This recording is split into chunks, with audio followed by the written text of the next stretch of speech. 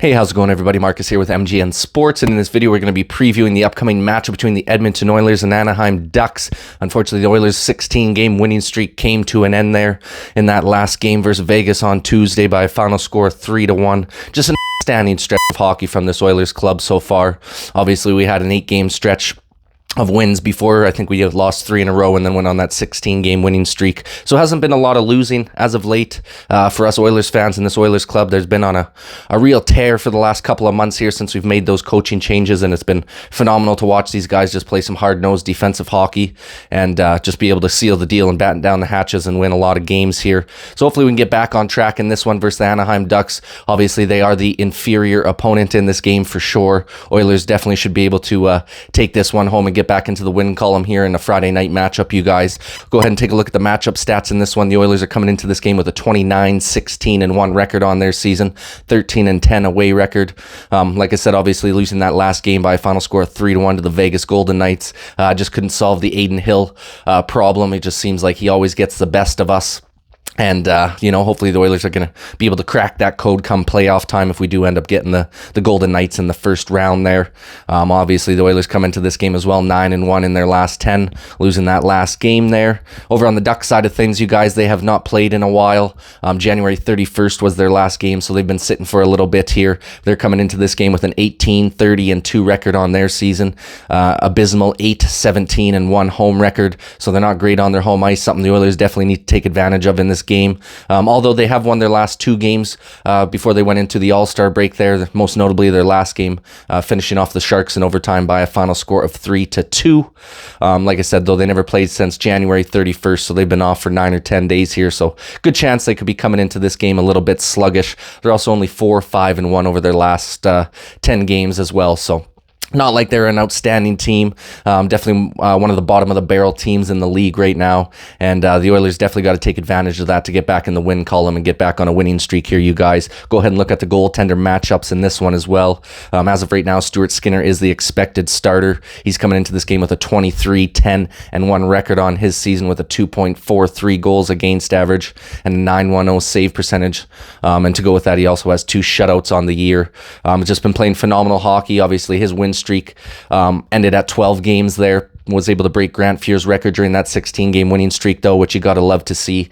And he's just been playing really, really solid hockey on the back end for us, making the saves necessary for us to be able to hang around in these games when we're maybe not firing on all cylinders at the start of the game.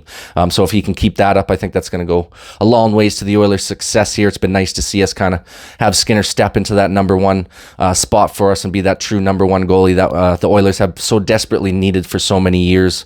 And it's nice to see him really step into that role and take charge. Over on the Ducks side of things, you guys, they got Gibson as the expected starter. He's coming into this game with a 10-19-1 record on his season with a 3.05 goals against average and a 901 save percentage. He's got no shutouts on the season himself. So we definitely got the better of the 2 goalies in this one. Got to take advantage of that situation for sure. We'll go ahead and look at the injury report in this one as well, you guys. As of right now, once again, the Oilers have no injuries to report of, which is phenomenal to see. They've been, fingers crossed, knock on wood, pretty healthy this year, so hopefully we can continue that stretch of good health throughout the team here. But over on the Ducks side of things, they got a couple injuries, nothing too major, but they do got 4 guys out of this one. They got Minty Yukov on IR with a shoulder. Trevor Zegras is also on IR with an ankle. Jones is on IR with an upper body, and Killorn is on IR with a knee. So no major injuries. They got a few key pieces out, but for the most part, both teams are coming into this one pretty healthy here, you guys. We'll go ahead and look at the keys to victory in this game as well before we round out this video here. First key to victory that I have for this Oilers team to get back on track and back in the win column here is just scoring a few more goals in this one. Obviously, 1 goal against the Vegas Golden Knights was not enough. Adin Hill stood on his head in that game. Oilers peppered him with, I believe it was 31 shots, and we're only able to find 1 goal in that one. I think we did have a couple posts as well. But yeah, I think it's just going to go a long ways to the Oilers' success if we can pot home a few more goals in this one, you guys. Like I said, the Ducks are 26th in goals allowed in the league as well, with 3.4 goals allowed per game. So definitely want to see the Oilers take advantage of that situation and pot home a few more goals in this game.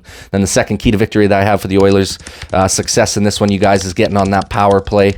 The Ducks have the 32nd ranked team in penalty minutes. They average 14.2 penalty minutes a game, which averages out to 7 power plays that they allow per game. So it's definitely an advantage for the Oilers being one of the top power plays in the league if they can get on that power play early and often against this Ducks team who likes to draw a lot of penalties, or take a lot of penalties, I should say. I think if the Oilers can pot home a couple power play goals, that's going to help us a lot to be able to take home the victory in this game here. And then the final key to victory that I have for this Oilers club, you guys, just continue to play solid defensively. Like I said, it's been a night and day difference since we've made the coaching change and brought Paul Coffey in as our defensive mind on the back end there. Chris Knobloch's been making a lot of nice adjustments on the fly throughout the games there. But we just need to continue to play that good, solid defensive hockey, especially against an inferior opponent in the Ducks. And I think that's going to go a long ways to the Oilers' success. They're only 29th in goals per game as well, so it's not like not like the Ducks score at a high clip either. And the Oilers are a top 10 defense, and goals allowed were 8th in the league with only allowing 2.76 goals per game. So this is definitely an advantage for the Oilers in this one.